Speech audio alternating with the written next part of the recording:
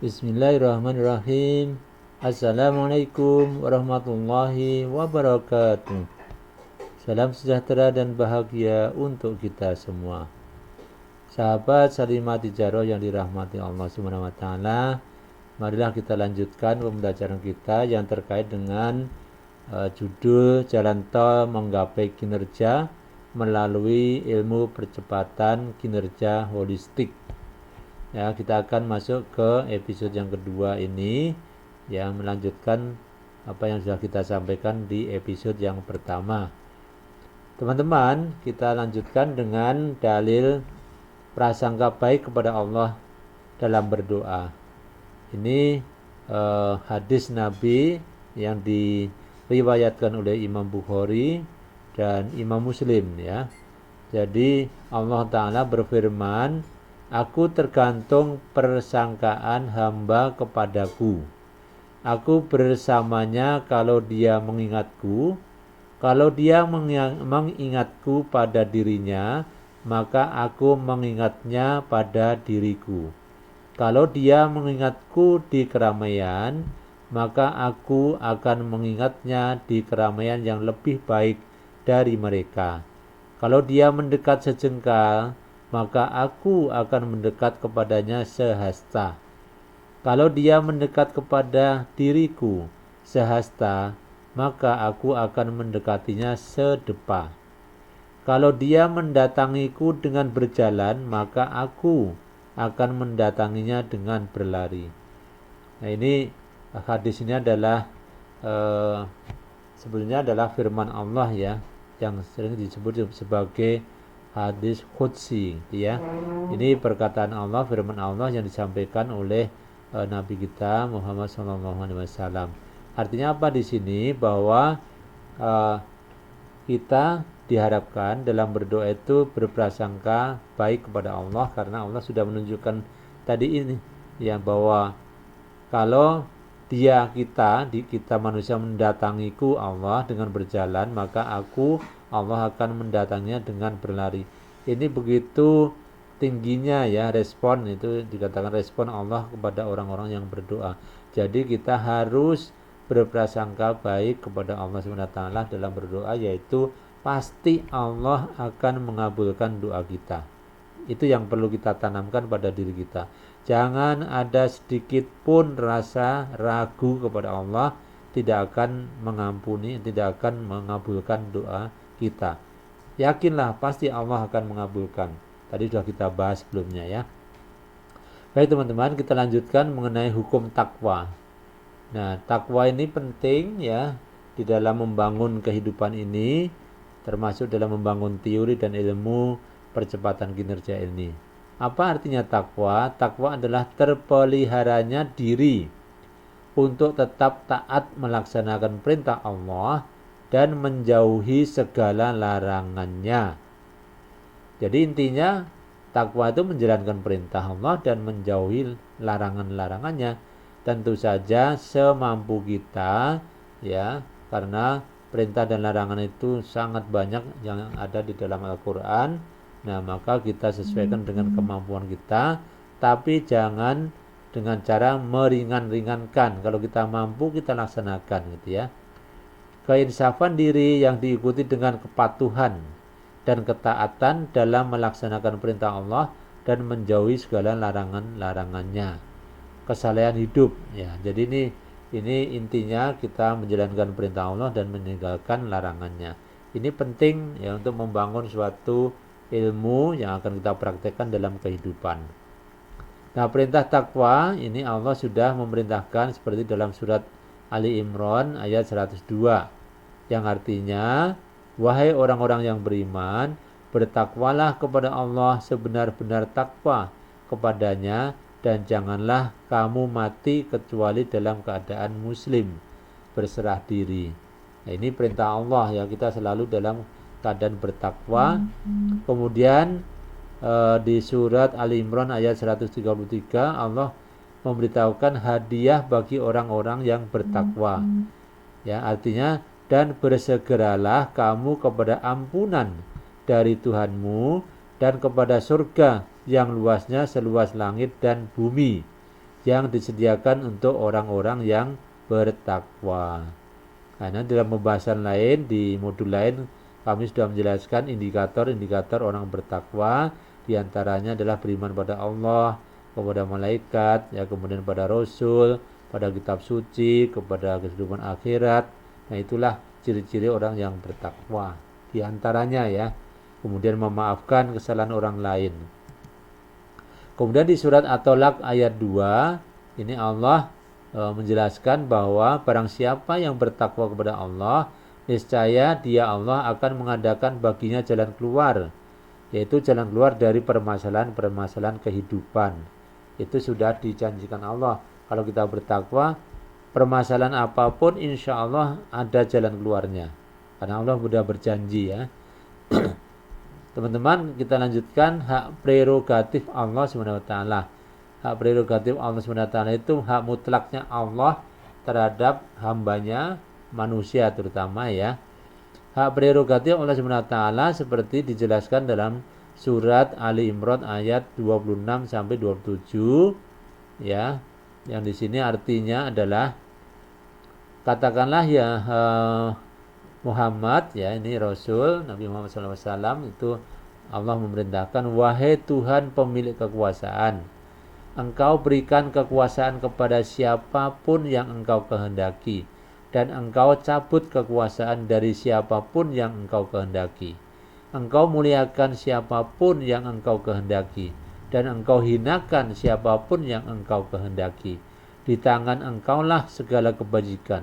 Sungguh Engkau, ya Allah, Maha Kuasa atas segala sesuatu. Di ayat 27-nya adalah, Engkau masukkan ke dalam malam ke dalam siang, dan Engkau masukkan siang ke dalam malam, dan Engkau keluarkan yang hidup dari yang mati, dan Engkau keluarkan yang mati dari yang hidup. Dan Engkau, ya Allah, memberikan rezeki kepada siapa yang Engkau kehendaki tanpa perhitungan. Nah, di ayat ini tegas sekali bahwa Allah mempunyai kekuasaannya. Ya, Allah mempunyai kekuasaan itu artinya hak prerogatif, hak mutlak Allah untuk memberikan, tadi yang pertama adalah kekuasaan. Tapi Allah juga mencabut kekuasaan. Jadi misalnya kekuasaan menjadi gubernur, menjadi menteri, menjadi presiden, itu Allah kuasa memberikan itu, tapi Allah juga kuasa mencabutnya, gitu ya. Nah, kemudian Allah juga kuasa memasukkan malam ke dalam siang, siang ke dalam malam, gitu ya. Allah juga mempunyai kekuasaan kuasa untuk, ya, mengeluarkan yang hidup dari yang mati, dan juga mengeluarkan dari yang mati ke dari yang hidup. Nah, kemudian Allah juga mempunyai kekuasaan untuk memberikan rezeki kepada siapapun yang Allah itu kehendaki tanpa perhitungan. Nah, ini adalah hak prerogatif, hak mutlak Allah SWT. Manusia tidak bisa mempengaruhinya. Dan itu perlu kita sadari, itu ada kekuasaan itu. Jadi kita harus mengimani, ya. Ya, kalau rezeki kita hari ini diberikan segini, ya itu terima aja dengan ikhlas. Nah, artinya Allah itu ya sudah memperhitungkan, gitu ya. Tinggal nanti ke depannya rezeki yang kita inginkan lebih banyak lagi. Nah, di situ ada hukum sebab dan akibat, gitu ya, yang dinamakan dengan takdir mu'alak. Teman-teman, berikutnya Allah menyuruh manusia untuk berpikir. Ini penting, ya, karena Allah sudah memberikan akal pikir yang ada dalam otak kita untuk berpikir, dan untuk memikirkan kejadian-kejadian yang ada di alam semesta, termasuk yang ada di dalam diri kita. Seperti dalam surat Al-Baqarah ayat 164, ya. Sesungguhnya dalam penciptaan langit dan bumi, silih bergantinya malam dan siang, bahtera yang berlayar di laut membawa apa yang berguna bagi manusia, dan apa yang Allah turunkan dari langit berupa air. Lalu dengan air itu Dia Allah hidupkan bumi sesudah mati, ya, keringnya bumi tersebut, dan Dia Allah sebarkan di bumi itu segala jenis hewan dan pengisaran angin dan awan yang dikendalikan antara langit dan bumi. Sungguh terdapat tanda-tanda keesaan dan kebesaran Allah bagi kaum yang memikirkannya.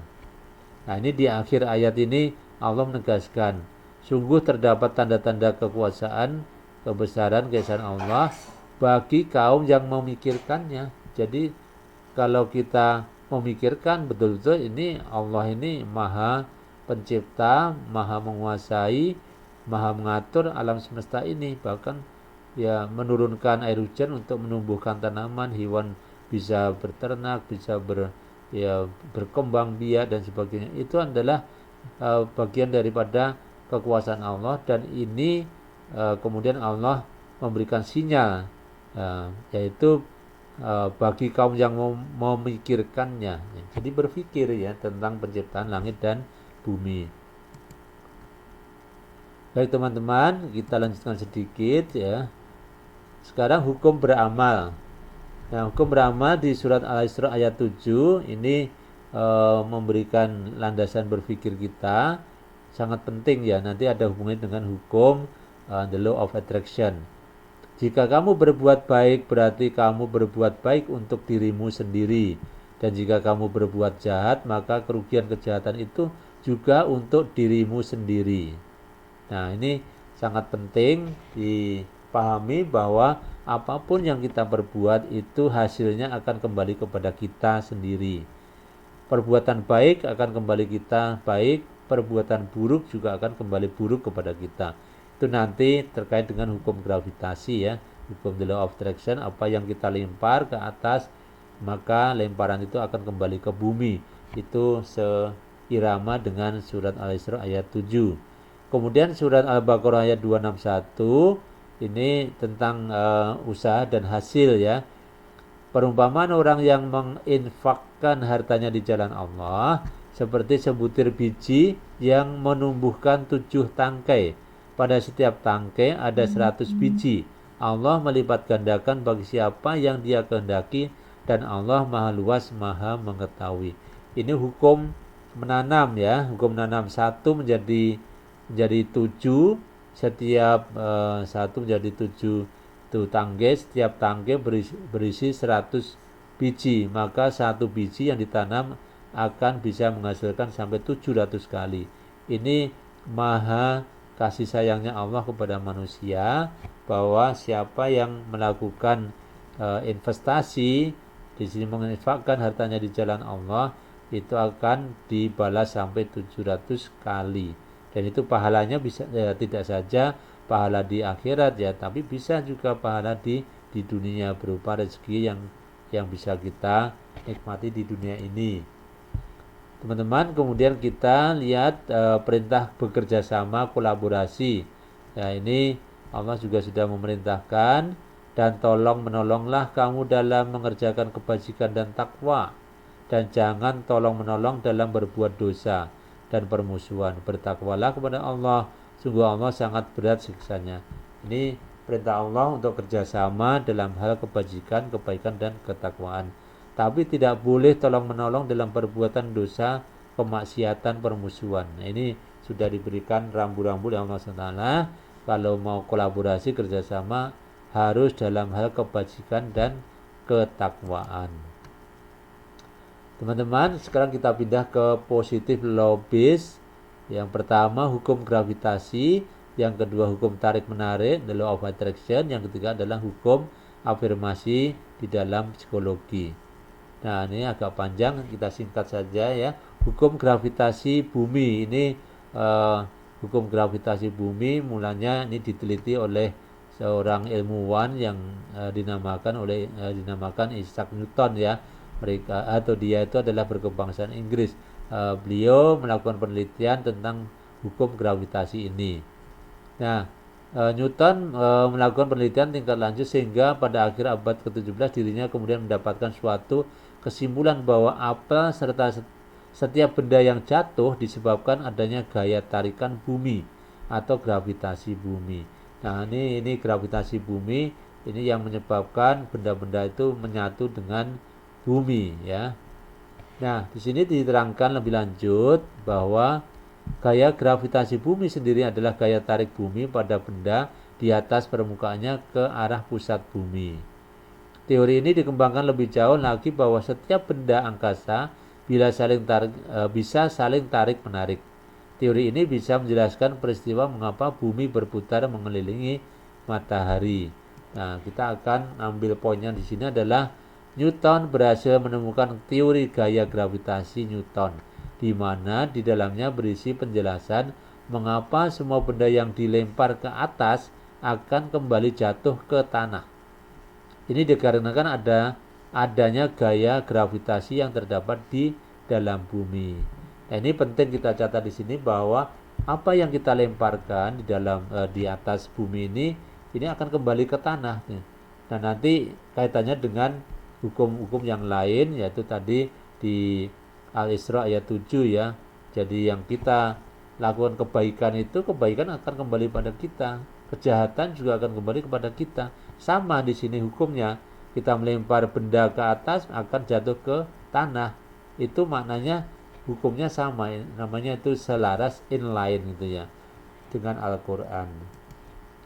Baik teman-teman, saya kira untuk episode yang ini kita cukup ya. Dan nanti akan lanjutkan ke episode berikutnya. Bagi Anda yang belum menjadi premium member, saya ingatkan kembali ya, silakan mendaftar di www.salimatijarah.co.id agar Anda dapat membaca semua e-book dan e-modul di website ini.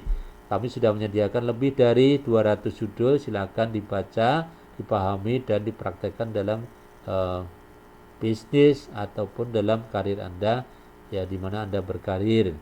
Apabila video ini bermanfaat, silakan di-subscribe, like, and share kepada teman-teman Anda, keluarga Anda, handetolan, dan sebagainya, sehingga mereka juga mendapatkan manfaat dari video ini dan juga dari modul buku yang ada di website ini.